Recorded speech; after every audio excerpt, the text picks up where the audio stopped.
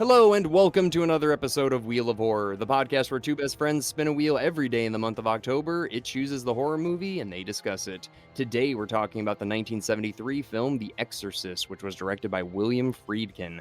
We actually have a bunch of cool stuff going on. So we have a substitute co-host, Justin Welikson, who everybody knows. He's been on the show a million times, and he co-hosts Fresh Film Fridays every other Friday with me. And then for our guest, we have Nick Leone, has been on the show several times for Top Gun and Terminator 2. So now you are joining us for our flagship horror movies. Yes! This is like the horror movie of all horror movies. So welcome. Thank you very much for having me. I'm stoked to be here. And Justin, how are you doing? Good. I have a confession to make. No way.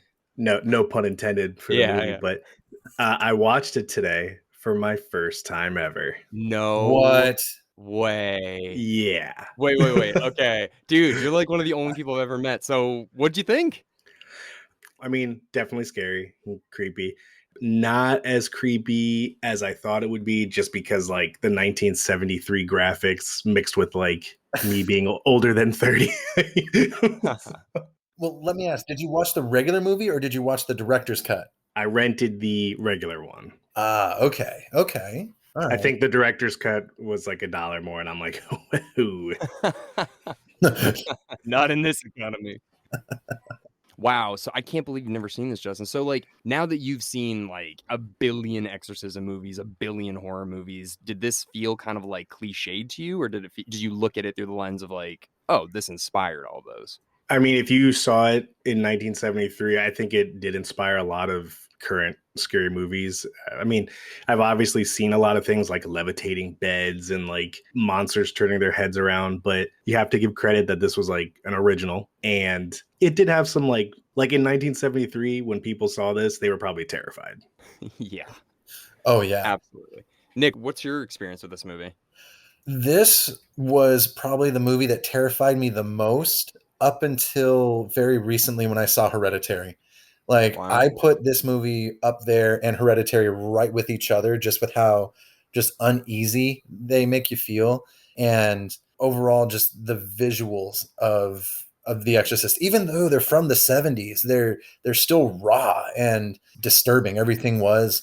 When I first saw this back when I was a little bit younger, probably like, I think maybe 14 was when I finally got to see it for the first time. I remember just being completely terrified. And yeah, it definitely was my first exposure to a lot of different words. Your cunting daughter. Your mother sucks cocks in hell. And I was just like, whoa, what's a cock, Mom? And she was like, we'll talk about this later.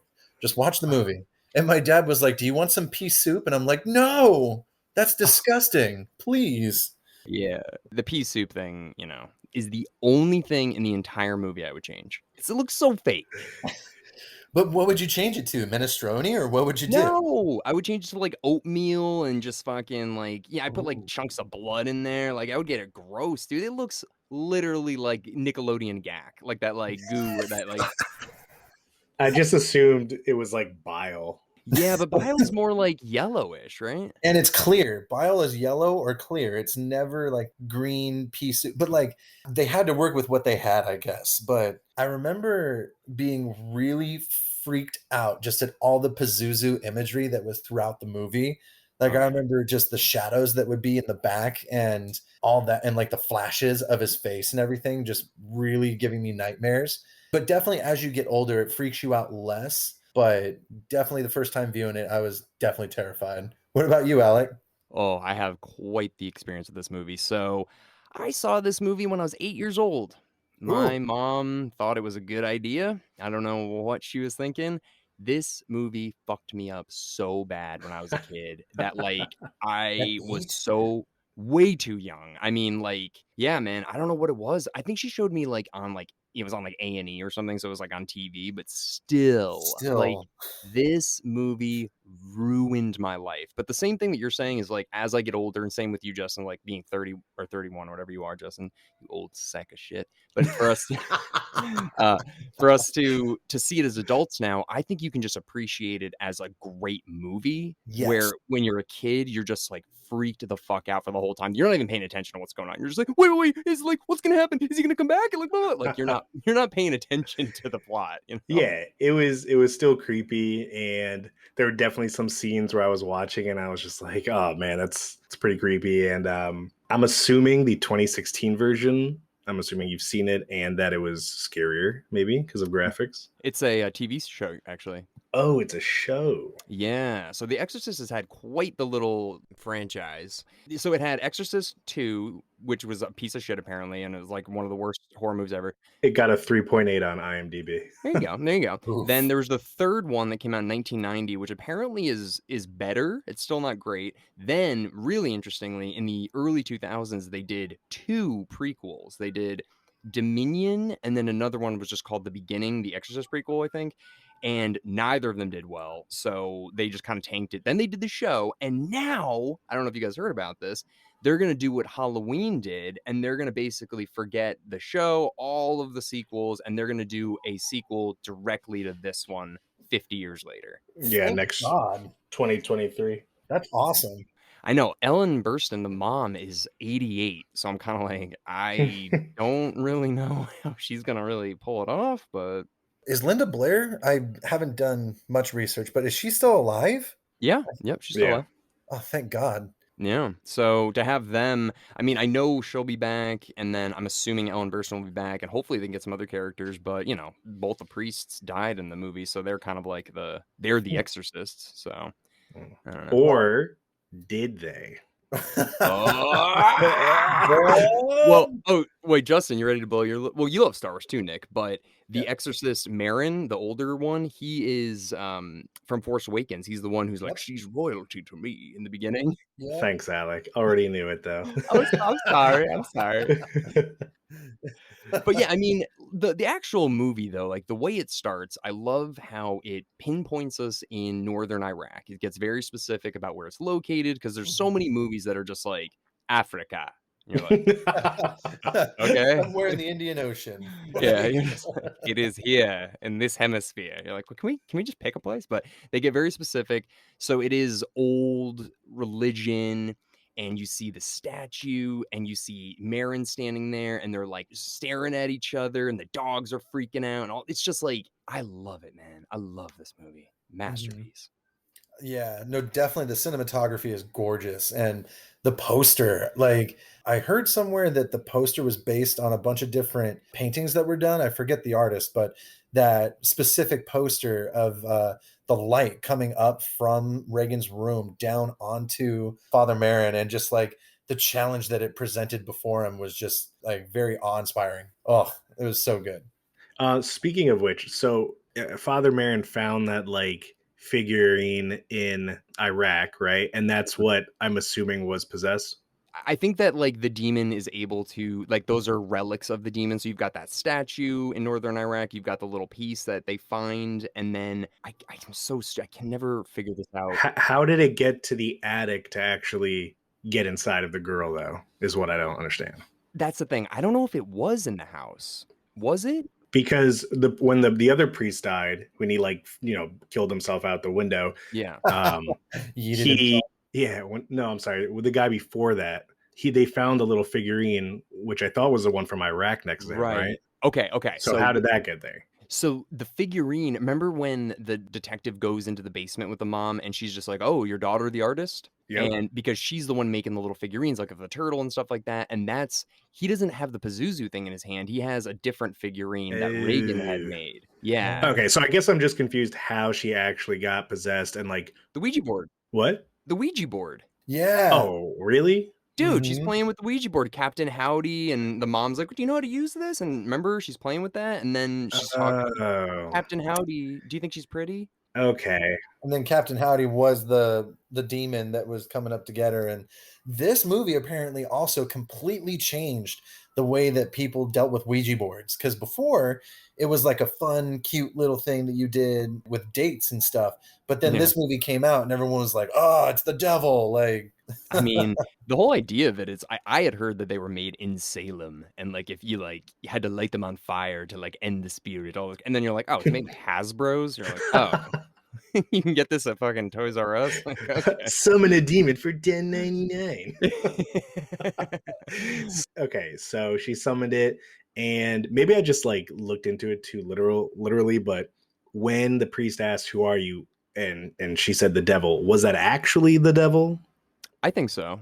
Well, it's Pazuzu. So the demon is called Pazuzu, and we find that out in the sequels. But that Okay. face, did you see like the face that like flashes kind of a few Yeah. times? That's the demon's face. Okay, so it's not actually the devil, it's a demon named Pazuzu. Yeah, It's a pretty stupid name. it's an African demon from you find this out in later in the sequels, but yeah, it's a demon from Okay. Africa. And I think what happens is the statues is like because I think when it possesses people, it makes the statues or whatever, and then that's what and when it possessed Reagan, it put the statue in Burke's hand, and that's what killed, I don't know, like leaving a mark almost, so like people Okay. know. Yeah. I briefly read the uh IMDb description for the second one, and it was just like she's not really completely not possessed anymore, and I was like, that's a weak script. Yeah, James Earl Jones is in that one too. You're like, I think I can't remember what he plays, but yeah, it takes place in Africa. Simba. Simba. He plays Mufasa. Get out of my devil. Like, I am your devil. Like, Okay, so that answered some of my questions. I will say some funny aspects was like this was the first movie I've seen where they portrayed, not saying priests don't have a hard job, but like it really emphasized like at the end of the day they'd light up a smoke and like have scotch, and they were like rough day of listening to sins. Well, I like too, he's like, "Where did you get this, like, Chivas Regal or whatever?" Because he has, like, good scotch, and he, like, won't tell him. He's just like, "I stole it." He's like, "Did you steal it?" Like, sort of thing, and then they get, like, shit-faced on it. Remember that? Yeah, I mean, yeah. Yeah, they're living in, like, shitholes. Yeah, they're like, his room sucks. He looks like he's living in he's living in a college, isn't he? Yeah, he goes to he's at Georgetown. mhm. Oh, Yeah. okay. I thought he lived with his mom, which they were like really stereotyping. I believe they were Italian. I couldn't tell. No, they were Greek. Yeah, They were the Greek. stereotypical Italian son that never leaves mom. Yep, becomes a priest. They were Greek? Dude, those were not Greek accents. No, and they were Yeah. not Greek actors. No, yeah. He walked up and she was like, "Oh, why you always come so late?" And I'm like, this is offensive. What's the matter, you? One of my favorite scenes in the whole movie is his dream sequence of his mother like going up and down the subway stairs. That Yeah. I love that because it's like the audio's all weird. It's like him breathing, and it's like this scene never happened, and like there's no audio in. Dude, I love that scene, that whole sequence with the mother. Okay. Yeah, man. Well, Justin, this got nominated for Best Picture and multiple other Oscars. I know Ellen Burstyn and Linda Blair both got nominated for Best Actress and Best Supporting Actress. I mean, this movie was like cultural phenomenon kind of thing. Mhm. Yeah, it was great even watching it, so long after it came out. Literally only complaint I have, and maybe I'm just nitpicking, was I looked at the clock and literally 38 minutes had passed before anything scary happened. And like, I feel like they could have chopped 20 minutes of just like random talking. Hell no. No? Oh, fuck you, Justin. What? No. It's world building, dude. It's world building 101. You don't Yeah. There's a lot of building, dude. like you have to build up where they need to be at in order to tear them down and to make it so just like Yeah, just dude. terrifying. It sets the stage so well for those last 20 minutes to be so impactful. It's like you need to see like the fall of this daughter, the crumbling of this mother, and just like and Mhm. then Okay. there's other layers too because Marin, it's like you get Karas who's losing his faith and like you get his whole journey, and then you get Marin who's like, I've fought Pazuzu before and I'm coming back to get him. And then you've got the whole mother-daughter relationship aspect. So it's like this movie has so much going on, and you can just try and watch it and not see it as a horror movie. It's a fantastic film. And then it's scary as fuck on top of it. Mhm. Yeah, I mean, I was just picturing like the father was away in Europe, and like, he comes back, he's like, "Hey, what I miss? Like, What happened to the room? why'd we sell the house?" I'm pretty sure they're divorced. I'm pretty sure because he won't answer the call. He's like, "Well, tell her it's his daughter's birthday," and like all this stuff. So Oh, Uh, yeah, okay, maybe I'm thinking of the wrong movie because I was like mixing scenes from this oh, with the Emily, what is it, Rose exorcism? yeah, yeah. Which movie is the one where she's like doing a crab walk upside down? No, that is this movie. Yeah, I, that's The Exorcist. That's the director's cut.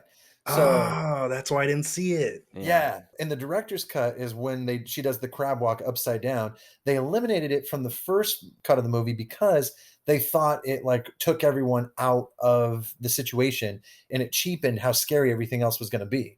Like, Huh. No, they should have kept it. and the fun fact about that too is that when she walks upside down on the crab walk, it's a different actress that they do the close up on when she spits the blood. It's a Mm. completely different actress than Linda Blair. Oh, Ah, okay. yeah, that makes sense. Yeah, I Oh, thought I like missed something. no, but like that part is one of the creepiest parts of the movie for me too. It's For just like sure. just that like really awkward imagery of her just like blah, and like just bleeding everywhere and oh, Yeah, I'm feeling that there's too, an Nick. Are earthquake you? happening, I guys. know, dude. I feel it too. Oh Holy shit. shit. Guys, we're talking about the devil and this shit's happening. What the I hell? know, dude. I'm in my closet right now. I was Hang like, on. Babe, are you Stop. dude, I okay? feel it right now. What the fuck? Are you feeling this right now? Babe, we're making the earth rumble. This is great. Yeah, so what, did it Wow. go away? Is I it done? mean, I think Are it might you be done. did you finish? Did it finish? Beauty. not. It's slowing down. Speaking, yeah, speaking of scary parts, which scene was the scariest in both of your opinions? Ooh, you first, Alec. The crab walk down the stairs is the scariest, Justin, because I'll kind of explain it to you, even though I didn't see that version this time either. But basically, she's on the phone, the mother's on the phone, and all of a sudden, out of nowhere, you just hear, and then you're like, what is that? And all of a sudden, it just cuts to Reagan running down the stairs upside down and Oh my coughing up blood. Dude, it is terrifying. But in the non version, actually, the part that I can't even look at the screen for is when they stick the needle in her throat. okay. Yeah. I cannot even look at that. It's so, like, Mm. realistic and just, like, her, like, squealing, and I'm just like, "Ugh, I hate this, I hate this, I hate this." Yeah, Right. I like how they didn't give her any like numbing shots around it. They were like, we're just gonna stab you in the neck. It's 73. They're like, "Here's a shot of whiskey, shut up." Gotta love that 1970s healthcare. What about you, Nick? What do you think is the scariest scene? Oh, good. Okay, for me, the scariest stuff for me is when you see stuff in the background that like you're not supposed to notice. Mm, So for me, it was always the small shadowy figures of like Pazuzu in the background. That was really terrifying for me. Like anytime that popped up, that was really scary. But one scene in particular, I would have to say probably the very first time that because this is also coming from the first time that I ever saw the movie. It was when she was stabbing herself in the crotch mm, with the cross. yeah. And I was just like, holy shit, what is that? Like, what is happening? And there was just like the blood everywhere. And it was just so shocking. And yeah, I definitely had to have a lot of weird conversations after that. Yeah, there's, like, never been a movie since then that's, like, done something, like, that offensive and disgusting and graphic in a long time. I mean, I'm not even Christian, but, like, still, like, that's just, like Oh, yeah. I'm far from the most religious person ever. And I still was like, that's not a good look. What about you, Justin? Yeah, it was that scene. That was the only scene where I like my face winced when she, like I'm picturing this. I think she was 12. Like she's got this sharp stainless steel cross, just like stabbing herself in the privates, and then she like slams her mom's head in it, and I was like, oh god. Ugh. Yeah. Yeah, it's like, "Lick me, Right. lick me." Yeah, it's Blah, blah, blah, disgusting. blah, blah. This was the first time, though, I think I figured something out, which I never had before, is who desecrates the Virgin Mary in the church. Remember that? How it gets, like, vandalized? Yeah, I thought it Mhm. was the demon did that. Well, I mean, I think some physical person had to have done it.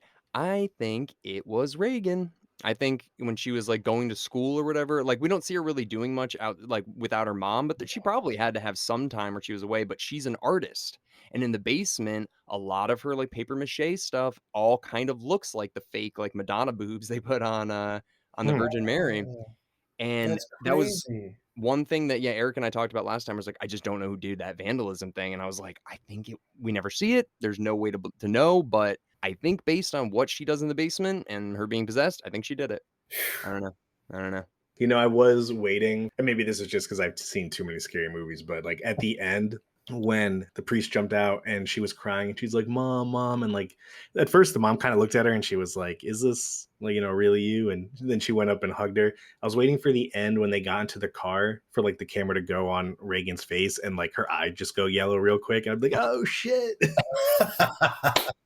That's so now. That's so like I a know. 2000s thing that would happen. But Mhm. like back then, they were like setting the rules. So like they're like, nah, it's over. There's no sequels. And then they're like, yeah, there is. There has to be. They were like, Yeah, but we want more money. So. Yeah.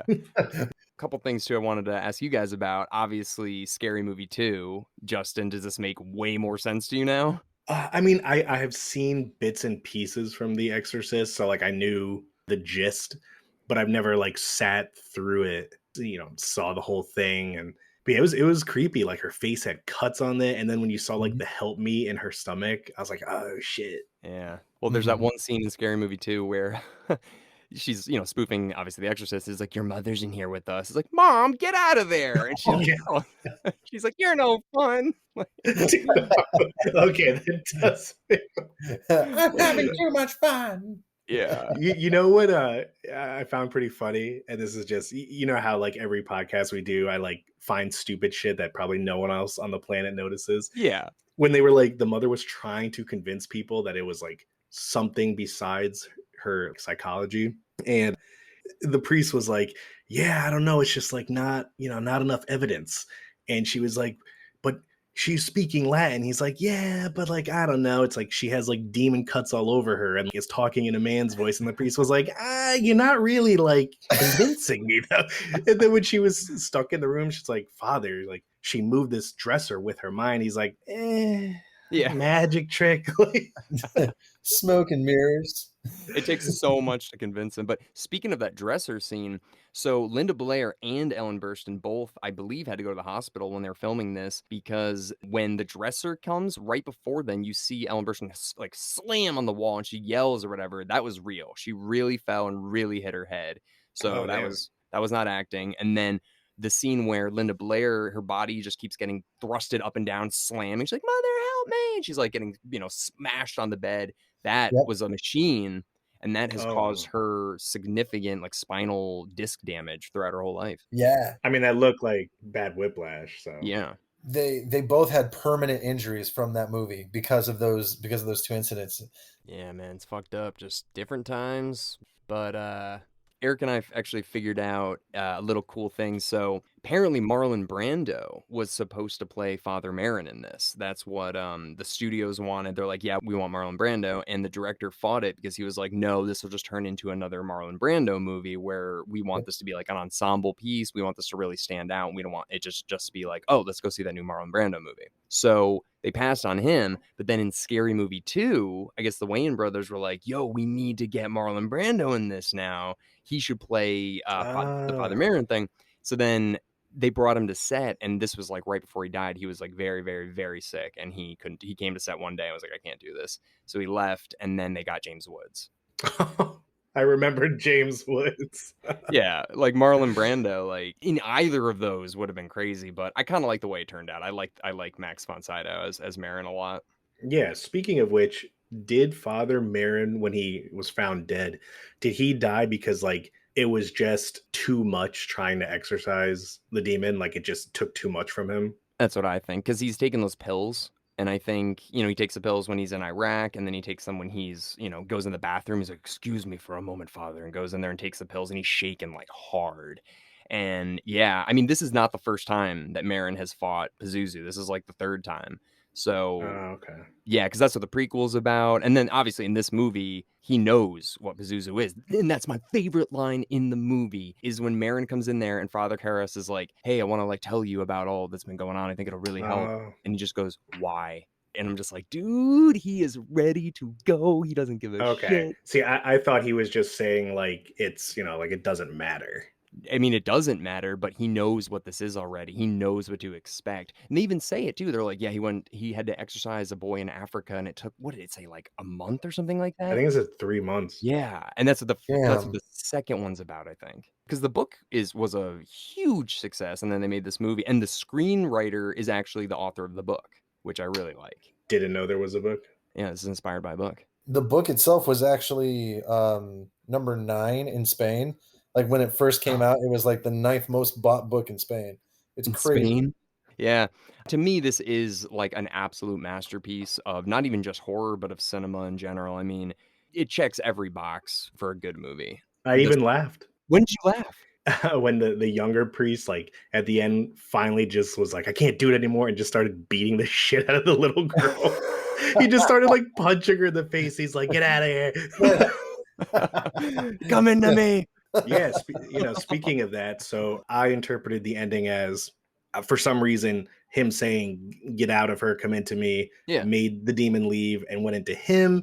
And then for a split second, he snapped out of it, realized what was happening, and then just killed himself, right? Yeah, that's exactly what happened. So he had the ability to like fight it for a second, knowing that he was going to kill Reagan, and he was like, no, I'm going to kill myself and take you with me, but doesn't really do anything to the demon. That's also another fantastic line, is when he walks in there and she just goes like, wonderful day for an exorcism, and he's like, you'd like that? And he's just like, oh, very much. And it's just like, why? It's like, it would bring us closer. And it's like, who, you and Reagan? It's like, no, me and you. And I'm just like, oh, this movie's fucked. Not sure if anyone else noticed, or maybe I imagined it, but at the end, when the priest was on the ground and his like friend came up, who was also a priest, and he grabbed his hand, did his hand squeeze back? His hand squeezed back, right? Yeah.